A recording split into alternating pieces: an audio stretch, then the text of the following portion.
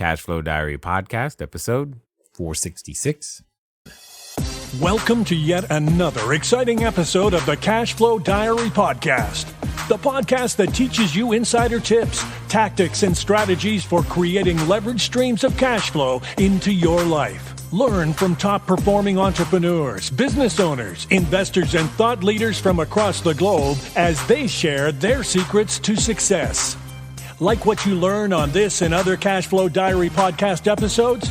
Go to learninvestingnow.com and sign up to receive powerful tips and information that will help you succeed as an entrepreneur and investor. Now, here's your host, investor, entrepreneur, business owner, educator, speaker, author, and master facilitator of Robert Kiyosaki's cash flow game, Jay Massey. All right, ladies and gentlemen, welcome to another episode of the CashFlow Diary Podcast. I'm your host, Jay Massey, and I'm glad that you're here today because here's the thing. What it comes down to is I know that you've got all kinds of ideas. Maybe you have a product. Maybe you have a service. Maybe you here's the thing I know. You want to make a business happen, or you want to make your business better. And you know one thing for sure. Whatever the business is, it has to be online, especially today. And you've got to figure out how on earth am I going to reach, quote unquote, my people, your tribe. And what's interesting is that no matter how hard you may try, you can't avoid technology these days, and you must. So whether we're talking e-commerce, digital marketing, search engine optimization, it doesn't matter. But what does matter is that you're listening today, and I have a person with me who does those very things. E-commerce, digital marketing, search engine optimization, in case you missed it. But what's exciting is that he's going to share his information with you and I, because he's won awards for being the entrepreneur that he is. Specifically, the Colorado Small Business of the Year Award and the Inc. 500 Award-winning Entrepreneur Award. And he's also written a number of books. Probably most notably, The Influencer Effect, Insider Tips for Gearing Up Your Online Success. So here's what I want you to pay attention to. I want you to pay attention to his story, not because his story is going to be unique and interesting, but because you are going to learn a number of things from it that you can go out there, replicate, duplicate, and implement immediately. So help me welcome Greg Jameson. Greg, how you doing? I am awesome, Jay. Thanks for having me on here today. I am really looking forward to our conversation. As am I, because you dabble in a side of the internet that I've only considered passingly, because I'm like, that sounds like a lot of work. I don't know if I want to do it. So, you know, it's actually kind of funny because when I got started doing all of this, I never really thought of it as a lot of work. It was kind of fun and exciting for me to do it. And as the internet keeps changing and more regulations get put into place and more systems get put into place, and Google changes this and the browsers change that, and on and on, all these things keep happening, and all of a sudden it's like, this is actually kind of complicated anymore. Yeah, I know. Now, before we get too deep into it, this being your first time here at the CashFlow Diary, what I like to do is to ask everyone the same question as we get started. You ready? Ready. All right. I tend to look at today's entrepreneurs a lot like yesterday's superheroes. So, Batman, Robin, Wonder Woman, the Hulk, etc. Because I tend to think that entrepreneurs and superheroes have a ton of things in common. For example, as an entrepreneur, occasionally I can envision myself running around town, maybe wearing a cape, etc., and saving my customers with our products and services. But also, like a superhero, an entrepreneur has a beginning. So if you think about it, Spider-Man, at one time, he was just Peter Parker, going to school, doing, school stuff, taking photos, trying to take a girl out, maybe get some pizza money. That was his thing. And then one day, something occurs to him, something happens, and he realized that, oh my goodness, I have special superhuman abilities, and I get to choose whether to use them for good or for evil.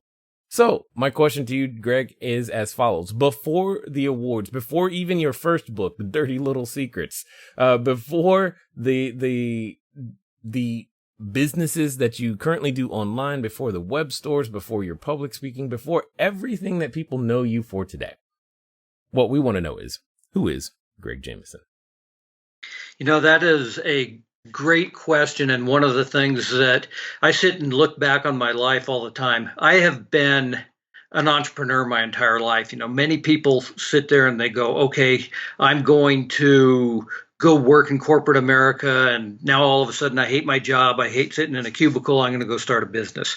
I've always had my own business. So that makes me somewhat unique, I guess. But what really got the ball running for me in terms of being the techno geek that I am is that clear back in high school, back before anybody else had a PC, my the dinosaurs were crawling on the earth type thing.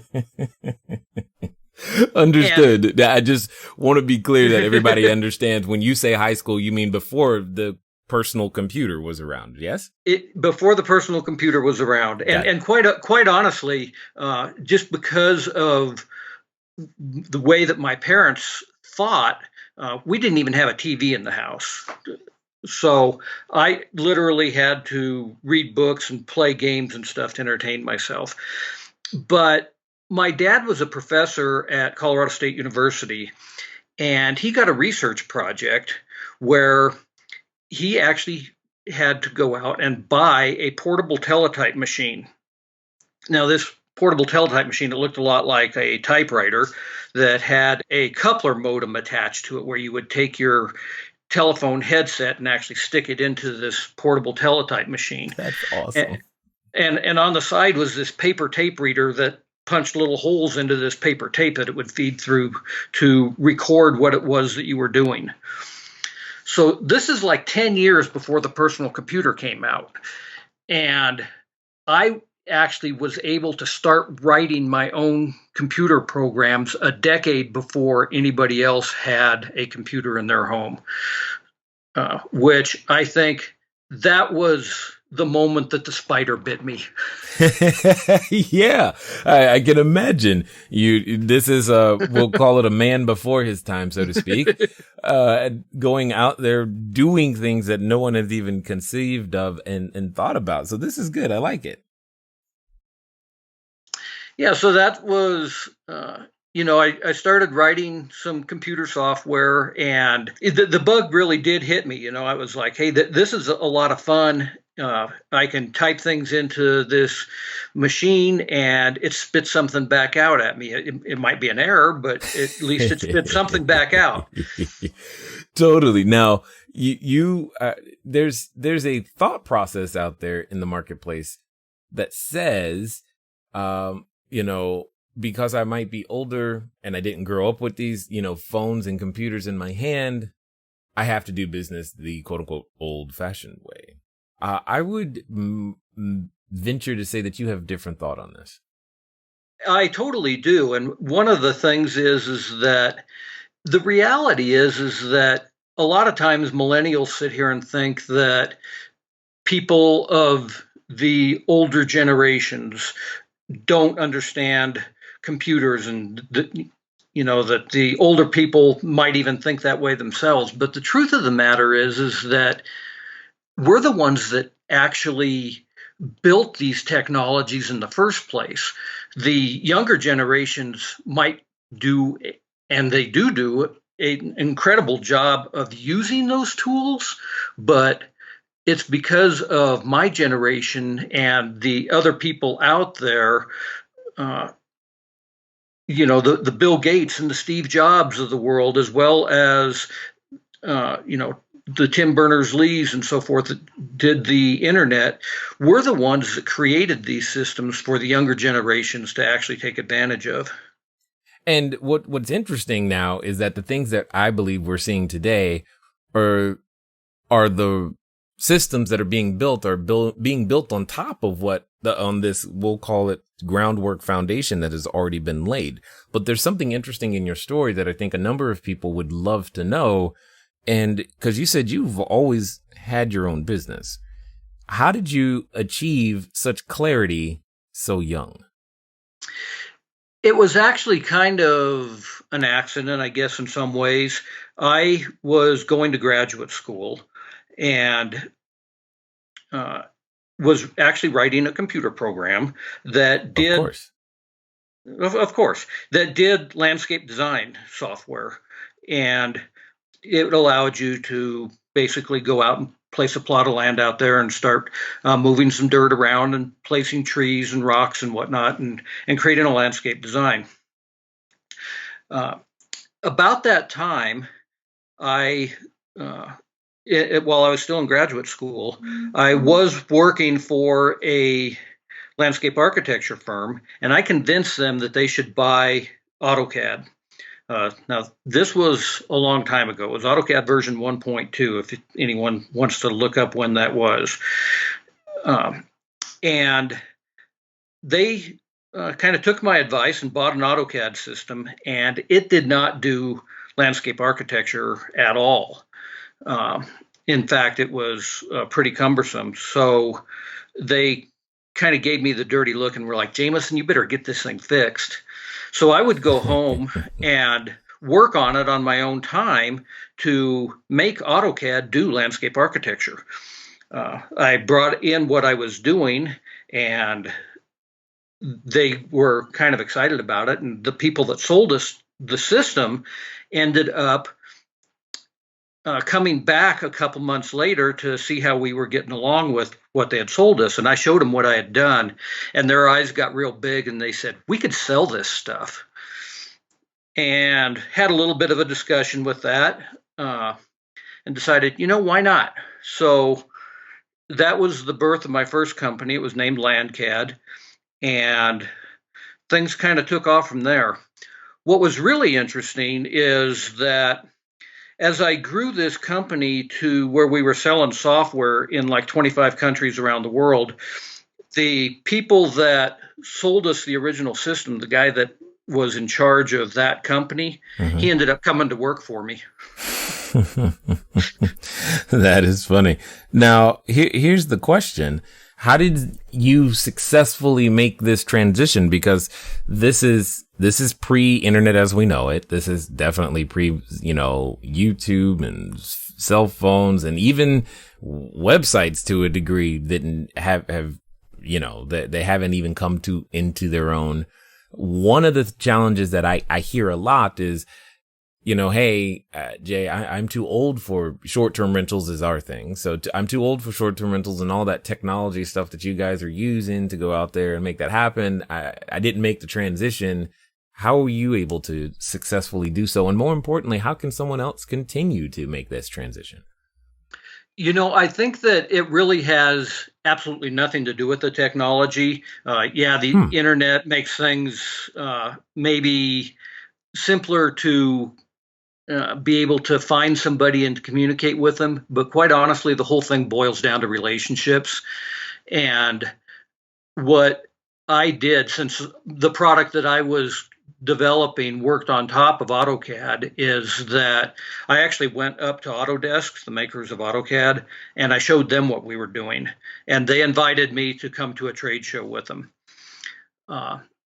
And beyond that, because I had gone up there and introduced myself to them, had worked a trade show booth with them, I started to develop some relationships with some of their staff, and that made a big difference. When it was time for me to get an international distributor in, say, Israel, they were the ones that would actually make an introduction to me and say, hey, here's the person that is the distributor in Israel for AutoCAD. Why don't you talk to them? And so building a relationship with someone is really the key to doing business, whether it was in the internet age or pre-internet age. Got it. So talk to me, take us through this transition. How did we go from LandCAD to WebStores? Yeah, so the thing that happened was that people were starting to consolidate a lot of AutoCAD applications. There was people out there doing civil engineering software. There was people out there doing architectural software. There was people out there actually doing GIS applications on top of AutoCAD, and all kinds of other things, theater design and whatever, if you could design it in a CAD system, people were doing that. And a lot of the functionality that each of us was doing at the time, there was like 1,200 or so applications for AutoCAD.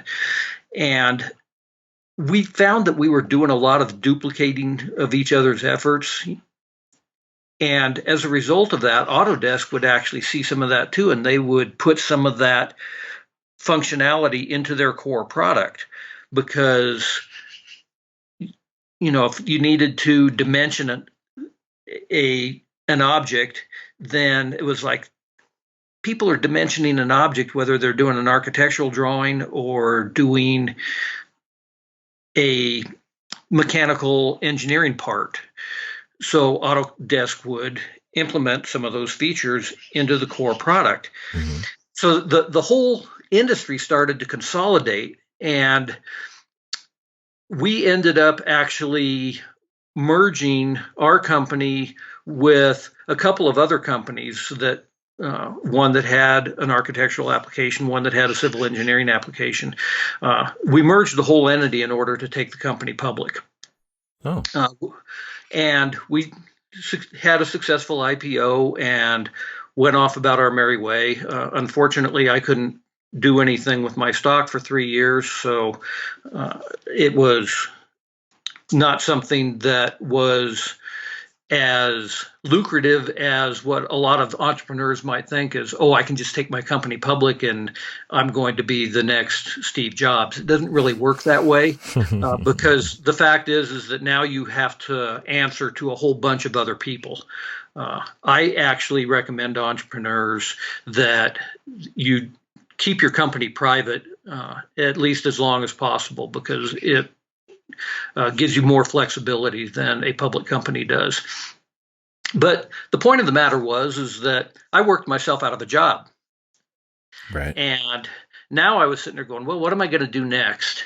And I was actually in the Chicago airport when I ran into a past employee of mine. Mm-hmm. And he was kind of looking to do some new stuff too. He had began to work with some people doing some facilities planning types of software. And he had this idea that he could take this facilities management software that he was working with and kind of marry it with AutoCAD and create a scheduling system where people could schedule facilities for different uses.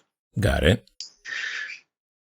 And he said, so how would you like to come to work with me? This is an important lesson for the entrepreneurs listening to this podcast is treat people well. You may end up working for a past employee. Right. Now, in fact, we were partners in this new venture, but the lesson is the same: is that you need to treat everybody well, because, as I said, everything really comes down to relationships. So we ended up going into this partnership, and we created a scheduling software that we specifically marketed towards schools.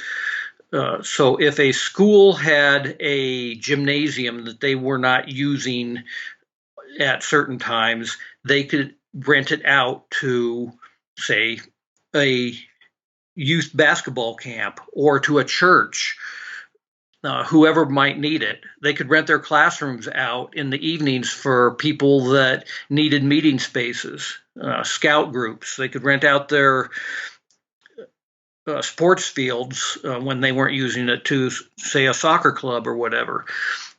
We actually ended up getting most of the school districts in Colorado to use our scheduling software, and they were making additional revenues that they had not been making before. So that was a good thing. Yeah, no, I like it. I learned a lot about doing database software during that time, and we actually built this as a web application so that people could fill out a scheduling request form on the internet and see what things were available when. Now, today, that's not that big a deal. You see that all the time with, people buying airline tickets or whatever. But at the time, it was kind of trend setting. Yeah, no. Well, I was actually thinking when you were talking, it's the concept is been around for a while, and now the implementation of how we handle excess space or excess capacity is different. I mean, if you think of companies like Airbnb or Uber or Lyft or, what was I going to say, Handy or even TaskRabbit, all of these are kind of it's the same concept, just employing something different. Whereas you guys were focused on facility usage. The other companies are just focused on, using your car, using, Airbnb is still facilities, I guess you could say, at the same time. Now, what led you to the concept or at least the transition that said, you know what, e-commerce is going to be the place for me? Hey guys, thanks for listening as always, and I'm glad that you continue to support with each and every download and subscription and share. One of the things that I want to ask you, though, is where are you listening to me from right now? I know some of you, maybe you're on a treadmill, maybe you're washing dishes, maybe you're walking that dog, and some of you are actually in a vehicle driving right now. One of the fun things that you can do, get some of your time back, is begin to living a car-free existence. But even then, it can be a little complicated. So one of the things that I want you to do is I want you to go over to Zipcar. Go to joinzipcar.com/cashflow diary. It's a way that I am able to still go get a car just for a few hours, very, very simply, so that if I have a lot of errands to run and sheets to drop off and running to the short-term rentals, or if I just want to go for a long trip up to LA and back, etc., I can rent a car for a very, very short period of time. And the cool part is I don't even have to pay for any gas. Again, go to joinzipcar.com/cashflow diary. And that actually came from one of my customers. And we had been doing just a little bit of web work with them. And because in addition to doing this facilities scheduling stuff, we had started to dabble into how can we tie databases into websites in general. And what I was thinking at the time was, hey, we really need to take this company nationwide. And my partner was like, I kind of like it as a lifestyle business. I'm not really interested in that.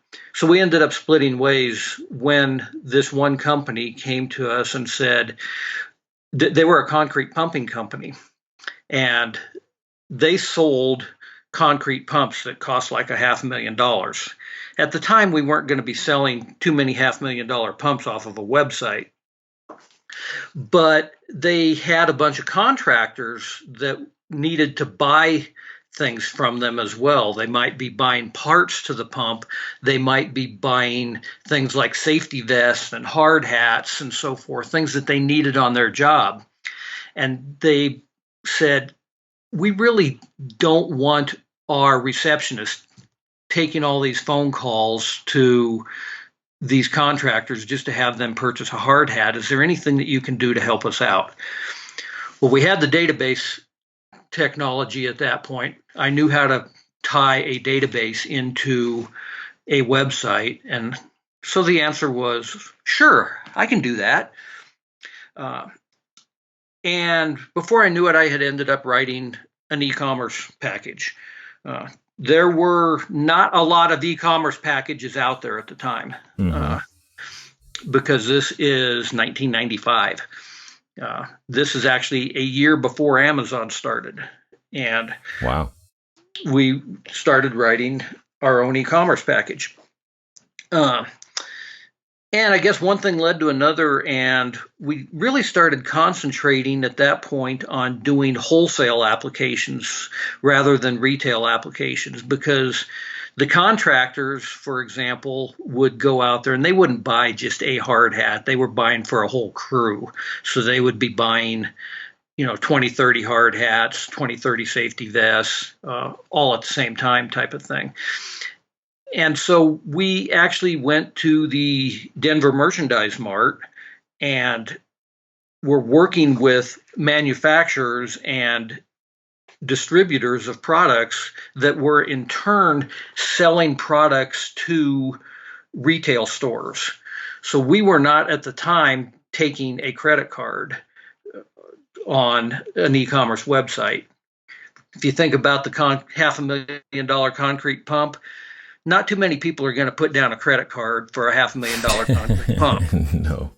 They wanted some alternative ways of paying. I need to pay this thing on whatever my established credit terms are. And I need to be able to bulk order things.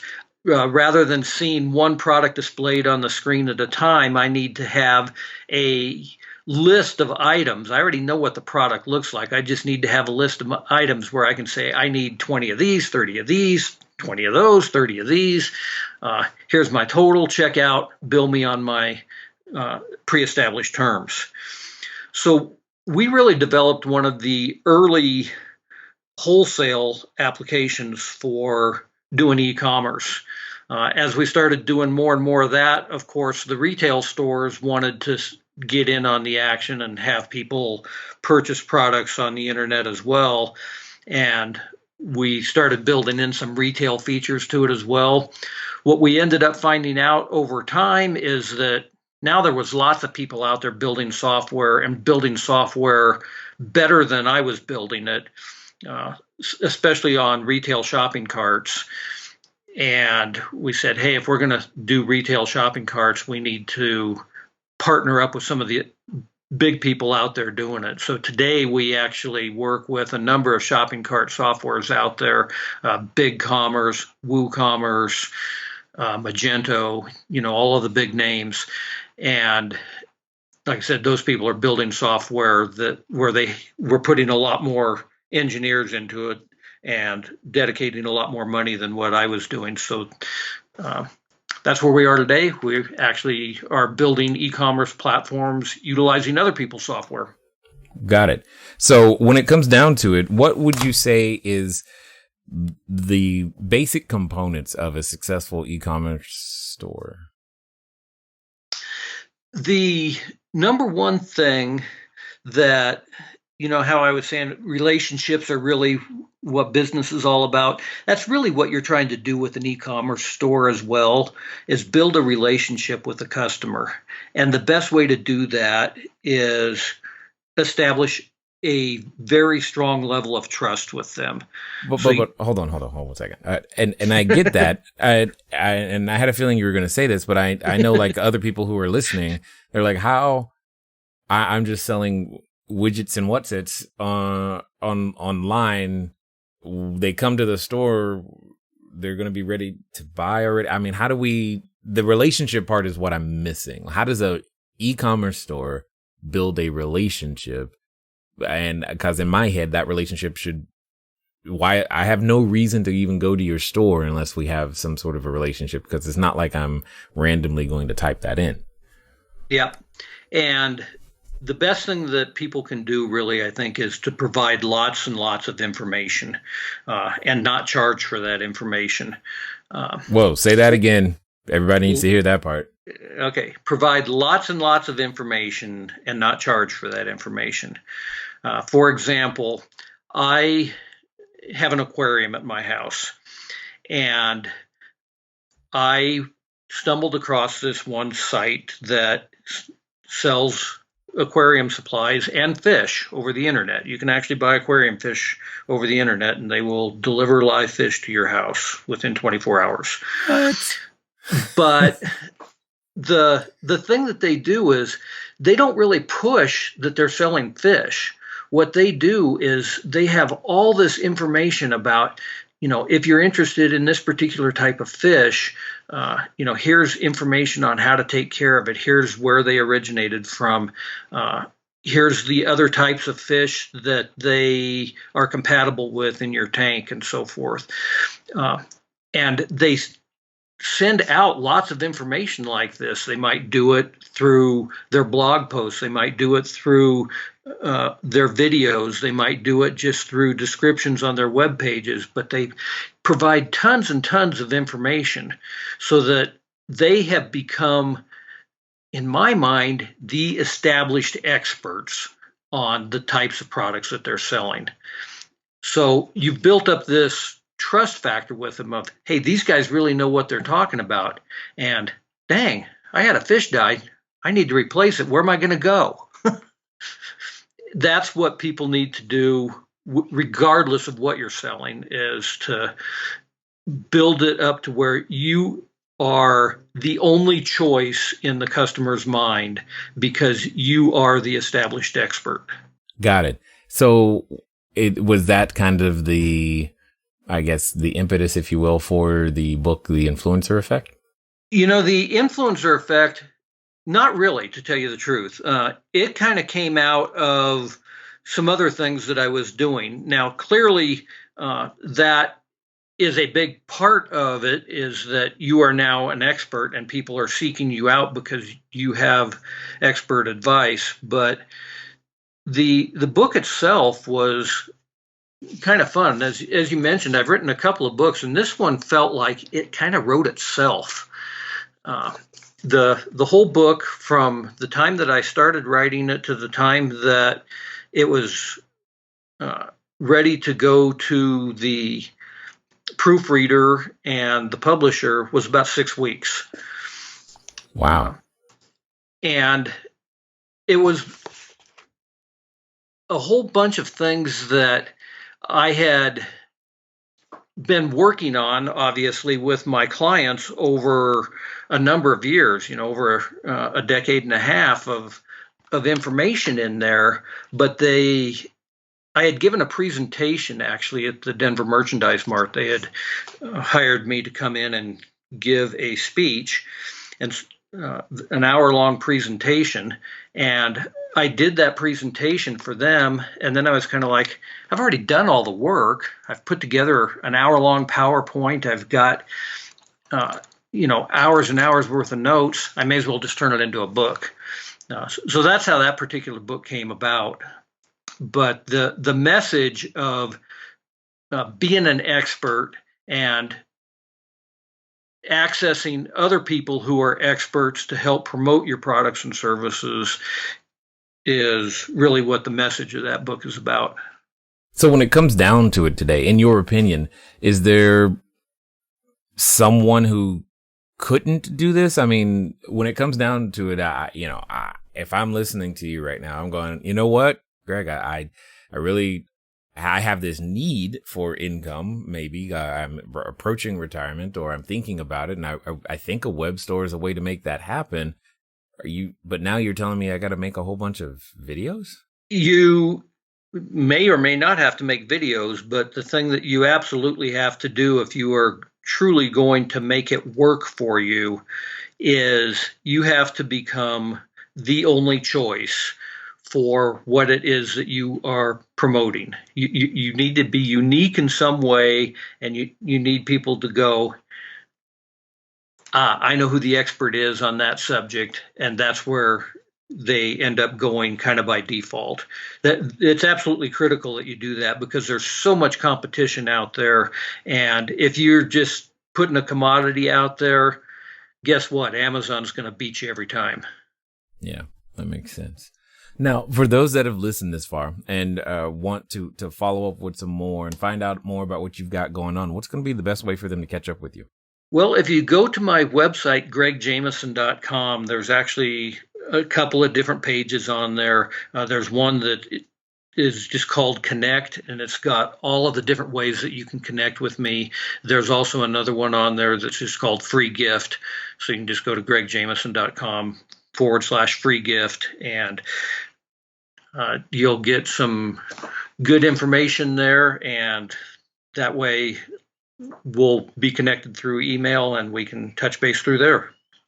Excellent. Now, as we end, I have a question here for you that I think would be good for others to hear your perspective on. Let's pretend that, someone listening is on that, what I like to call the precipice of decision. They're possibly even standing in front of the superhero outfit store, ready to, put on their cape for the first time and make a web store happen for themselves. But like I know, is that oftentimes when we reach these points of decisions, we also have a companion, and that companion comes in the form of a voice. And that voice can occasionally say things like, are you kidding? I mean, do you honestly think you're going to be able to compete with Amazon? Do you honestly think you can do a web? I mean, you are going to make a what? And it's going to earn how? And for some people, they're actually related to that voice. So my question to you is as follows. Let's pretend that the person listening is actually going to go ahead and follow through in the next 24 to 48 hours. In fact, they're going to do what you say. So, Greg, what would you suggest that they do? I would suggest that they actually do it.